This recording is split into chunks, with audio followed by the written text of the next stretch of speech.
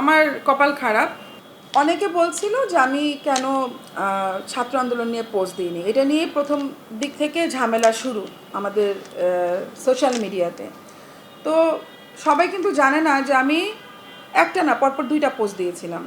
একটা হচ্ছে যে ব্যারিস্টার সুমনের একটা পোস্ট, সুমন একটা বক্তব্য দিচ্ছিলেন, ওই বক্তব্যটা শেয়ার করে সাথে আমি 4-5টা লাইন লিখে দিয়েছিলাম। আর আরেকটা পোস্ট শেয়ার করেছিলাম আরিফ আর হোসেন ভাইয়ের একটা স্ট্যাটাস যে বাংলাদেশে ছাত্র আন্দোলন না থাকলে আজকে আমাদের মাতৃভাষা উর্দু হতো, যেটা আমি 100% এগ্রি করি। এবং তখন কিন্তু ছাত্র আন্দোলন হচ্ছে এবং সেই রাতটা আসলে আমার জন্য খুবই কষ্টকর একটা রাত ছিল, কারণ আমি যখনই ফেসবুক খুলছি তখনই শুনছি যে এই ছাত্রটা মারা গেছে, এই মায়ের বুক খালি হয়ে গেছে। আমি নিজেও একজন মা, তো আমি জিনিসগুলো নিতে পারছিলাম না।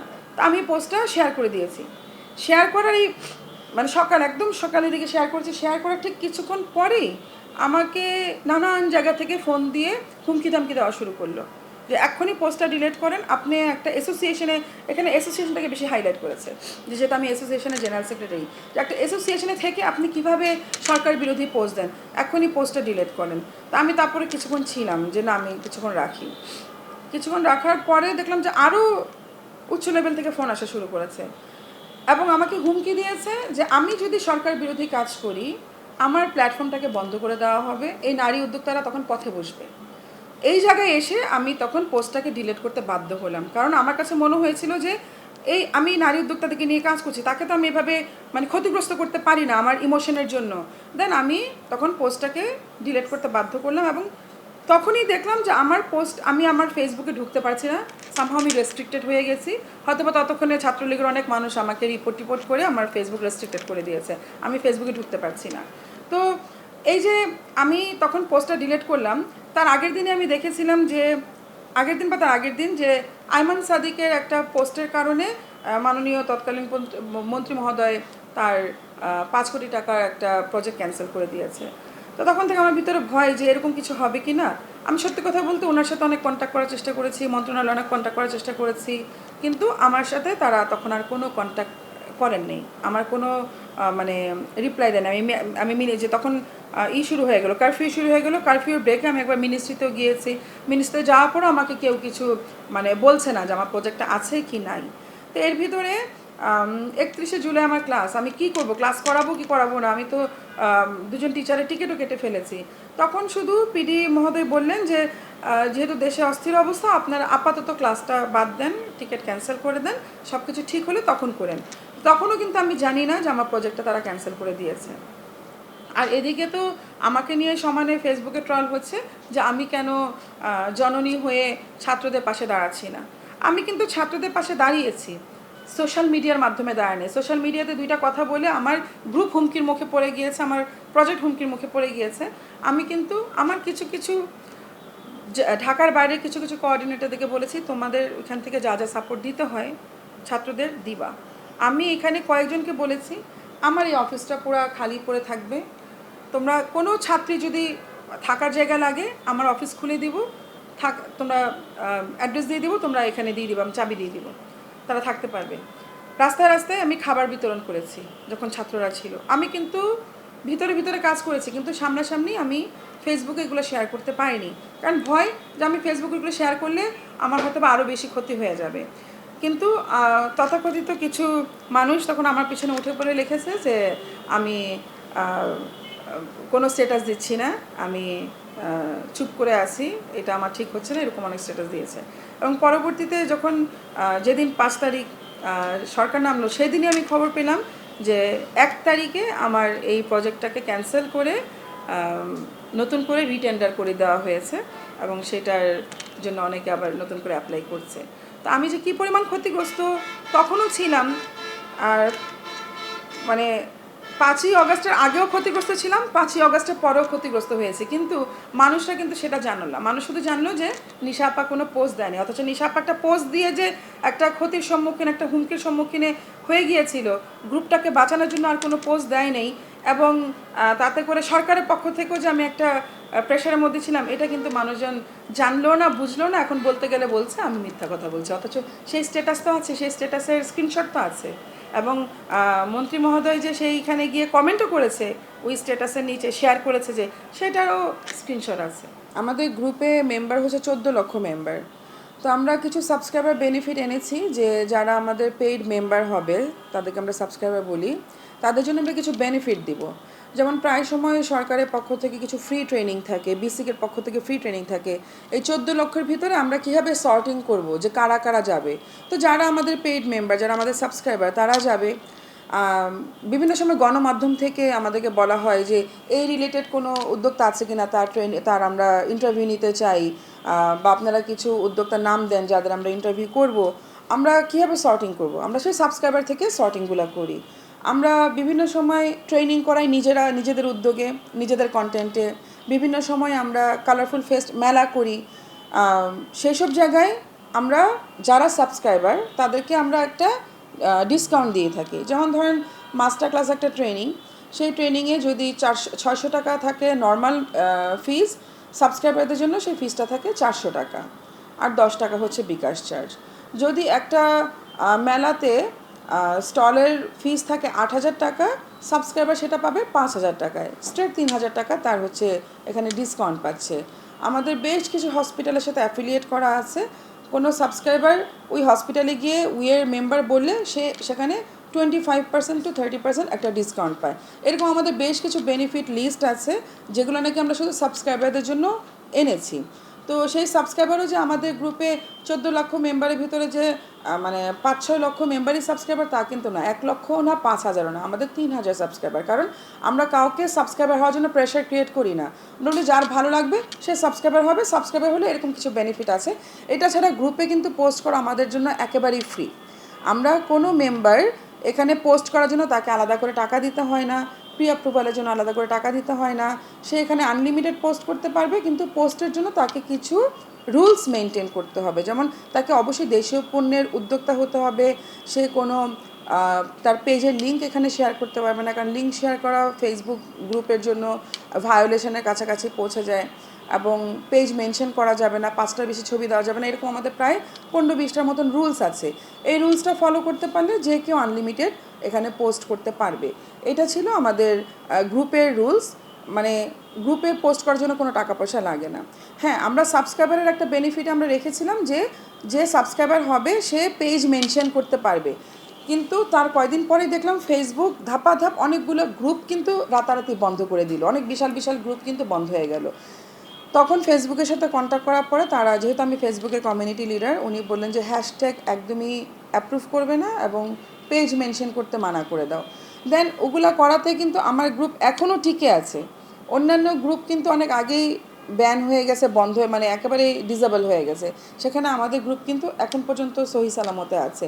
আমরা ওই অপশনটা উঠিয়ে দেওয়াতে যে কেউ পেজ মেনশন করতে পারবে না। তৎকালীন মন্ত্রী মহোদয় যিনি ছিলেন তার কাছে আমরা প্রস্তাব দিয়েছিলাম যে আপনাদের তো আইসিটিতে কেউ কোনো স্টার্ট আপ পিচিং করলে 10 লাখ টাকা পর্যন্ত আপনারা একটা সিড মানি দেওয়া শুরু করেন, মানে 10 লাখ টাকা থেকে শুরু হয়, 1 কোটি 5 কোটি পর্যন্ত পায়। তো আমাদের এই ক্ষুদ্র উদ্যোক্তা যারা নাকি কোভিড টাইমে আত্মপ্রকাশ করেছে এবং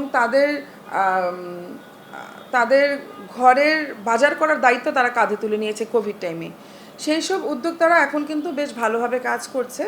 আপনি এই সব উদ্যোক্তাদেরকে উৎসাহ দেওয়ার জন্য, তাদের আর কিছু ট্রেনিং করার জন্য আপনি 50,000 টাকা করে সিড মানি দেন, যেটার মাধ্যমে আমাদের উদ্যোক্তারা একটু অনুপ্রেরণা পাবে যে আমরা যে কাজ করছি সরকার আমাদেরকে উৎসাহ দিচ্ছে, এবং এটার মাধ্যমে তারা তাদেরকে স্কেল আপ করবে।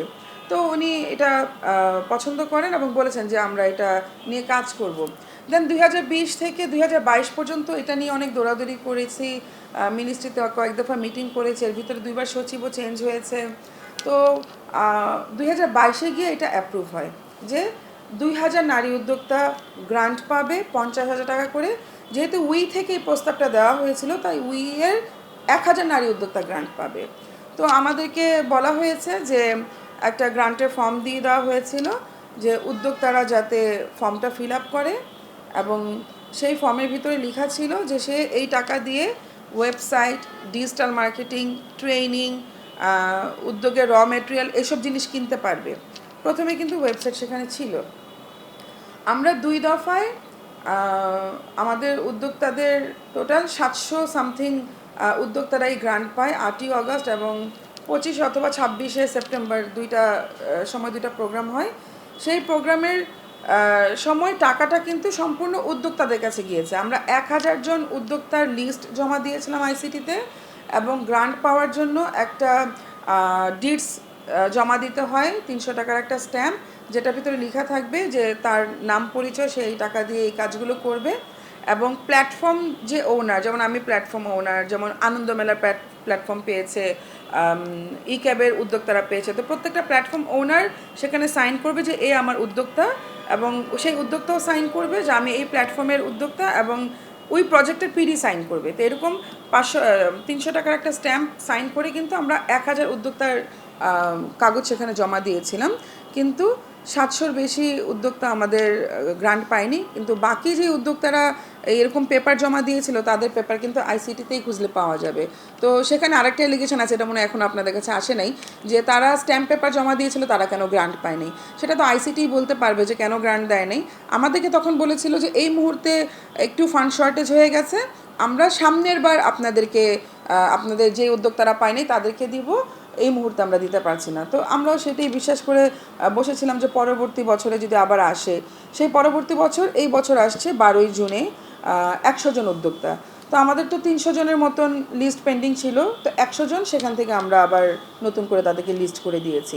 যেহেতু ওই সময় মন্ত্রী মহোদয়ের স্পিচ শুনলে আপনারা দেখতে পারবেন যে সেখানে বলা হয়েছে, উনি বলেছেন যে যারা নাকি ওয়েবসাইট করে নিজেদেরকে আপস্কেল করতে পারবে তাদেরকে পরবর্তীতে 1 লক্ষ টাকার গ্রান্টের আওতায় নিয়ে আসা হবে। তো উদ্যোক্তারা ভেবেছে যে তাহলে তো ভালো, তাহলে আমরা যদি এরকম করতে পারি, এবং যেহেতু ফর্মের ভিতরে লেখা আছে, তো আমরা যেহেতু প্ল্যাটফর্ম ওনার, আমরা উদ্যোক্তাদেরকে জিজ্ঞেস করেছি তোমরা কে কে ওয়েবসাইট করতে চাও। 316 জন রেসপন্স করেছে তারা ওয়েবসাইট করতে চায়। তাদেরকে নিয়ে আমরা 3টা ভেন্ডারের সাথে কন্ট্যাক্ট করিয়ে দিই। এই রিজন হচ্ছে যে ওই ভেন্ডারগুলা মানে আলাদা আলাদা ভেন্ডারের কাছে ওরা গেলে কেউ 50,000 টাকা চায়, কেউ 60,000 টাকা চায়, কেউ 1 লাখ টাকা চায় একটা ওয়েবসাইট করতে। এই উদ্যোক্তারা সেটা বুঝবে না। অনেকে আছে এখানে একেবারেই নবীন, হ্যাঁ, আর অনেকে প্রবীণ উদ্যোক্তা হলো। আমিও যেমন অনেক সময় ওয়েবসাইটের মানে আমার ডেভেলপারের কাছে ঘোল খেয়েছি, হ্যাঁ, ডেভেলপাররা অনেক কিছু বুঝায় দেয় কিন্তু। তো এই 316 জনকে আমি ভাবলাম যে 3টা ভেন্ডারকে যদি আমি বাল্কে ওয়েবসাইটের অর্ডারটা দিয়ে দিই উদ্যোক্তাদের পক্ষ থেকে, তাহলে যেটা হয় আর কি, একটা সফটওয়্যার কোম্পানি হিসেবে আমি বুঝি, বা একটা আপনি মুদির দোকানেও গেলে একটা জিনিস একটা সিঙ্গেল কিনতে গেলে পিস আপনার 10 টাকা লাগবে, আপনি বাল্কে কিনতে গেলে সেটার খরচ হয়তো বা 6 টাকায় নেমে আসবে। হ্যাঁ, তো সেই জায়গাটায় আমরা 13,000 করে 3টা ভেন্ডারের সাথে কথা বলেছি যে এই অপশনগুলো দিয়ে তোমরা এই উদ্যোক্তাদের সাথে ওয়েবসাইটগুলো করে দাও। এবং সেই টাকাও কিন্তু উই হ্যান্ডেল করেনি। ওয়েবসাইটের জন্য টাকা কিন্তু সম্পূর্ণ আমাদের উদ্যোক্তাদের কাছ থেকে ওয়েবসাইটের ভেন্ডারের কাছেই চলে গিয়েছে, আমাদের কাছে আসেনি। এখন ওয়েবসাইট বুঝে পাওয়া, মনে করেন যে সবার কাছ থেকে তাদের ডিটেল নিয়ে কাজ শুরু করে তাদেরকে যে ওয়েবসাইটটা বুঝাই দিবে, প্রথমত তারা টাকা দিয়ে অনেকে গায়েব। টাকা দেওয়ার পর তাদেরকে আর খুঁজে পাওয়া যাচ্ছিল না, কারণ তারা তো তাদের সাথে যে কন্ট্যাক্ট করবে, ফোন দিলে ভেন্ডারের ফোন তারা ধরছে না, হয়তো বা আননোন নাম্বার ভেবে। কিন্তু একজন উদ্যোক্তার তো আননোন নাম্বারে ফোনও ধরা দরকার, কারণ তার কাস্টমার তো আননোন নাম্বার থেকে ফোন দিবে। বাট অনেক উদ্যোক্তাই তখন ভেন্ডারের ফোন ধরে নেই। পরবর্তীতে তাদেরকে হোয়াটসঅ্যাপ গ্রুপে অ্যাড করা হয়েছে, যাতে একটা আমব্রেলার নিচে তারা থাকে। হোয়াটসঅ্যাপ গ্রুপ তারা ফলো করতো না। অনেকে হোয়াটসঅ্যাপে ঢুকলেও ওই গ্রুপটা হয়তো বা নিচে পড়ে যেত, বা কেন তারা চেক করতো না সেটা আমি জানি না, বাট তারা চেক করতো না।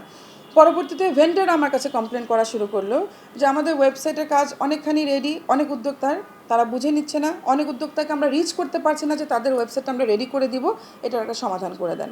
দেন 2022 এটা 24 আমরা আমাদের কালারফুল ফেস্ট করি পূর্বাচল ক্লাবে।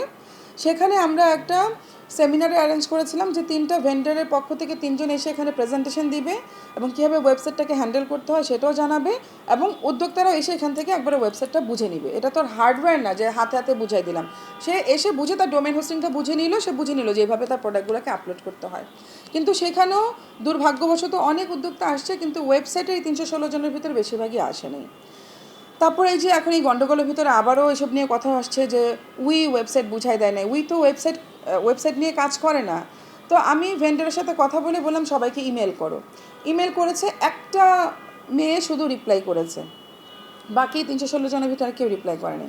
দেন সবাই, আমি দেখলাম যে এভাবে হচ্ছে না, তখন আমরা দায়িত্ব নিলাম, আমার অফিস থেকে 2জনকে 316 জনের লিস্ট দিয়ে বসিয়ে দিলাম, সাথে আমি প্রথম 4টা কল করলাম, যে আমি ভেবেছিলাম আমি কল করবো, কিন্তু 4টা কল করার পরে দেখলাম যে না, আমার আসলে ওই এনার্জি হয় না 316 জনকে নিয়ে আমি ফোনে কথা বলবো।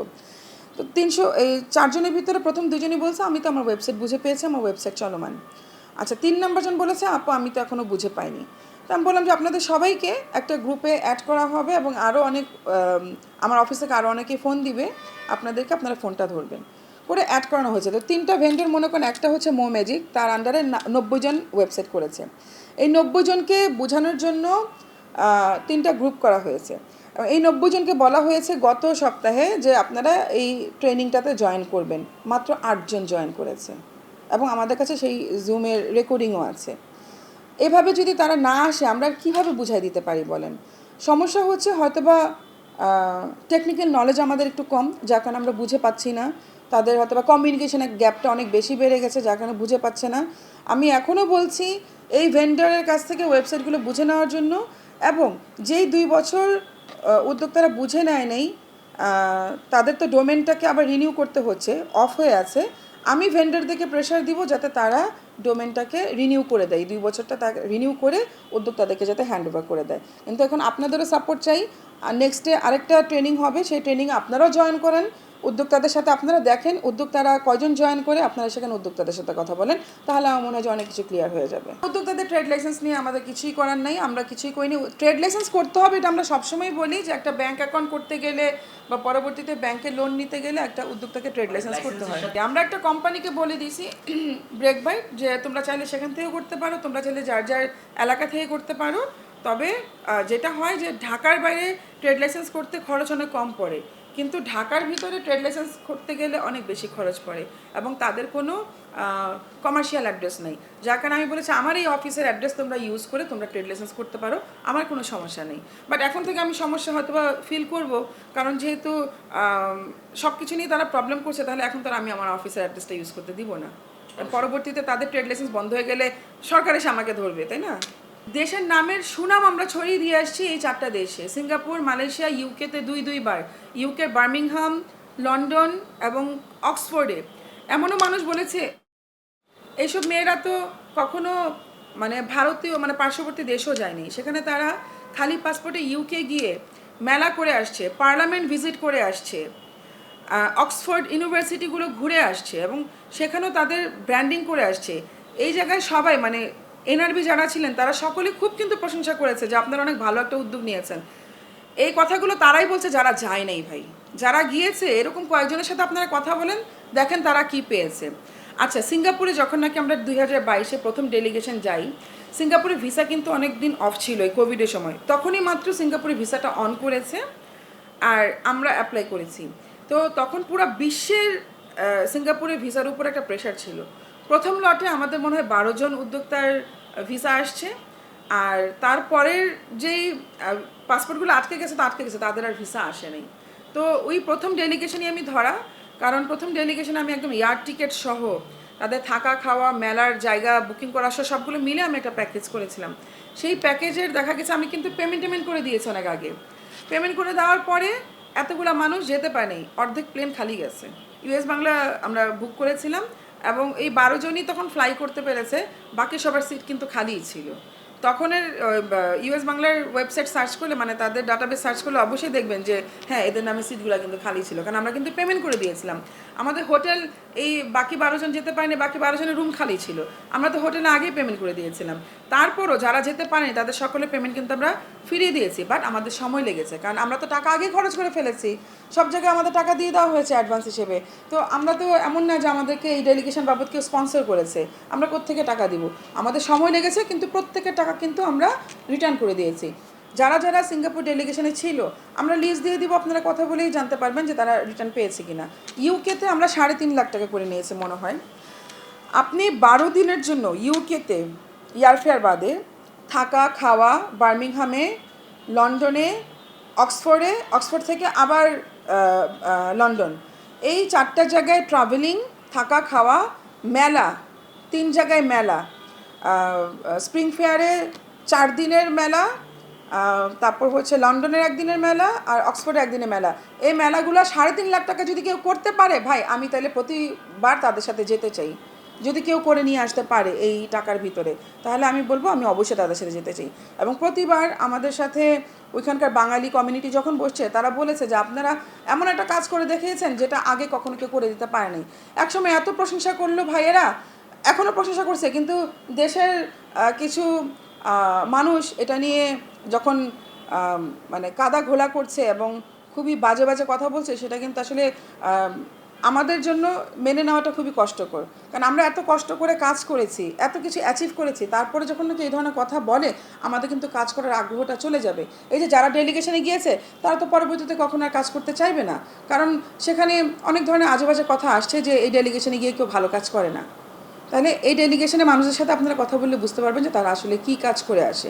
এমনও হয়েছে ওই ডেলিগেশনে যাওয়ার পরে সেখান থেকে তারা বাল্কে অর্ডার নিয়ে আসছে বাঙালি ভাই বোনদের কাছ থেকে এবং ফরেনারদের কাছ থেকে। আচ্ছা, এবার এই রিসেন্ট যে ডেলিগেশন, অগাস্টে আমরা ভিসা জমা দিয়েছি, সেপ্টেম্বরে 1 থেকে 4 হচ্ছে আমাদের অটম ফেয়ার। আমরা সেটাকে উদ্দেশ্য করেই পেপার্স জমা দিলাম। এবার সবার রিজেক্ট হয়েছে, এর আগে কখনোই রিজেক্ট হয়নি। এই রিজেক্ট হওয়ার কারণটা কি জানেন ভাই? এই অগাস্টে আমাদের দেশ তো উত্তাল ছিল, নতুন বাংলাদেশ তৈরি হয়েছে, কিন্তু দেশের বাইরে কিন্তু দেশের একটা ভাবমূর্তি নষ্ট হয়ে গিয়েছে। কেউ কিন্তু কোথাও ভিসা দিচ্ছে না। ইন্ডিয়া তো বলেই দিয়েছে ভিসা দিব না, ইউকে মুখে বলে নাই, কিন্তু প্রত্যেকটা ভিসাই কিন্তু তারা রিজেক্ট করে দিয়েছে, প্রত্যেকটা পাসপোর্ট তারা রিজেক্ট করে দিয়েছে। আমরা সেখানে বলেছি যে আমাদের এই উদ্যোক্তারা সামনে আমরা আবার স্প্রিং ফেয়ারে যাব ফেব্রুয়ারি 1 থেকে 4।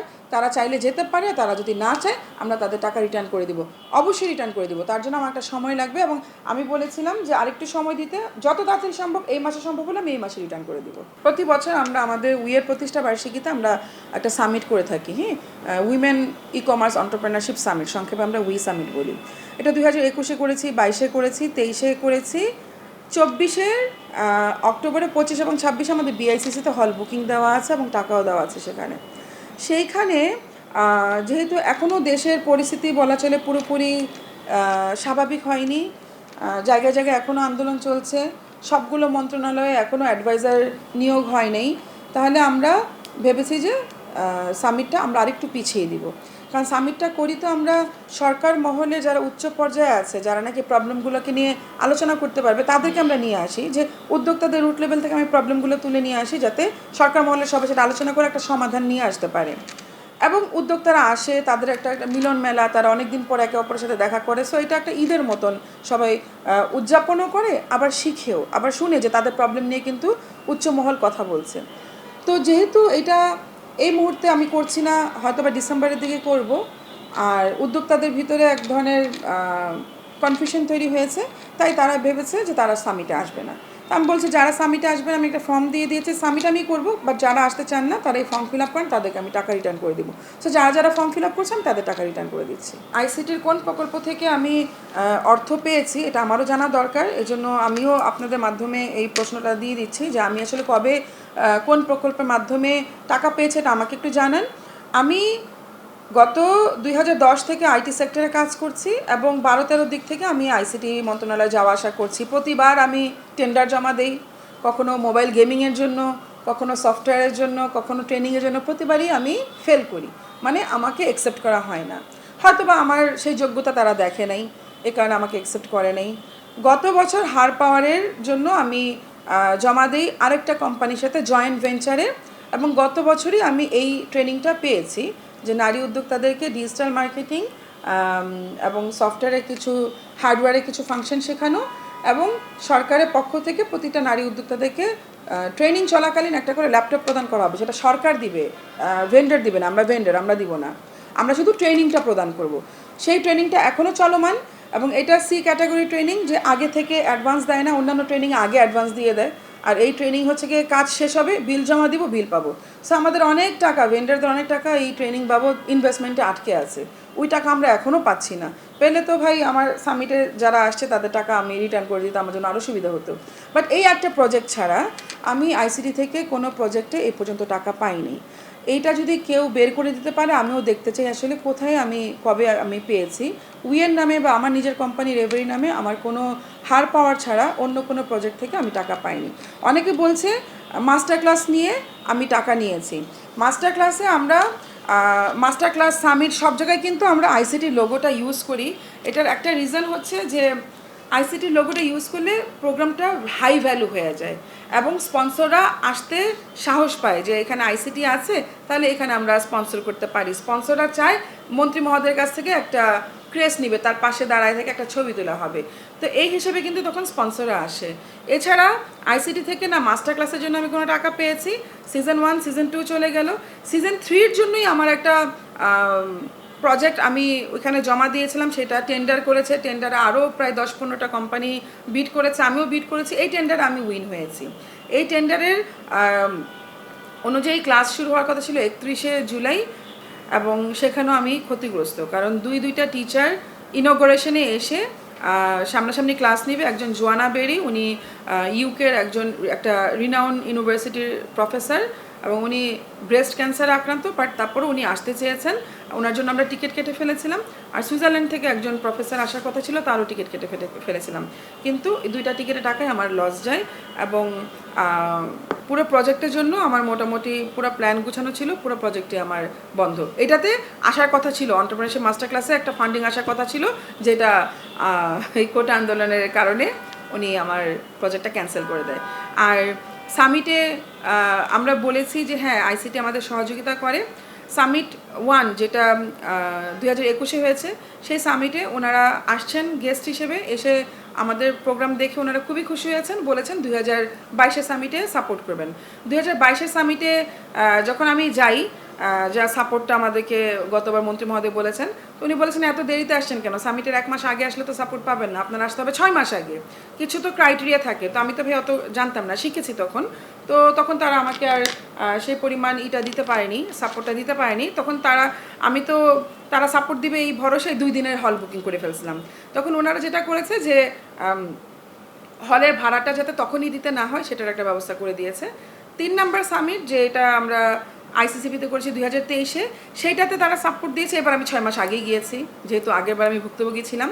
এবার তারা আমাদেরকে ভেন্যু ভাড়া দেয় নাই। ভেন্যুতে আমাদেরকে আইসিসিপিতে হচ্ছে কি ভেন্যু ভাড়া আগে দিতে হয়। তো তাদের সাথে কথাবার্তা বলে আমরা একটা সমঝোতা করেছিলাম। সেখানে আইসিটি একটা ভেন্ডারের মাধ্যমে আমার ডেকোরেশনের কাজগুলো করে দিয়েছিল। ডেকোরেশন, স্টেজের ডেকোরেশন, ক্রেস্ট নেওয়া, এই জিনিসগুলোর দায়িত্ব একটা ভেন্ডার কোম্পানিকে দিয়েছিল, উইনমিলকে, যারা সুন্দরভাবেই প্রোগ্রামটা আমাকে উঠিয়ে দিয়েছে। এই বাবদ আমরা টাকা পাইনি, ভেন্ডার কোম্পানি টাকা পেয়েছে, ভেন্ডার কোম্পানি আমাদের কাজ করে দিয়েছে। সো এই হচ্ছে আমার বিরুদ্ধে যে এলিগেশন, সেগুলো অ্যান্সার ভাই আমার কাছে সমস্ত অ্যান্সার আছে।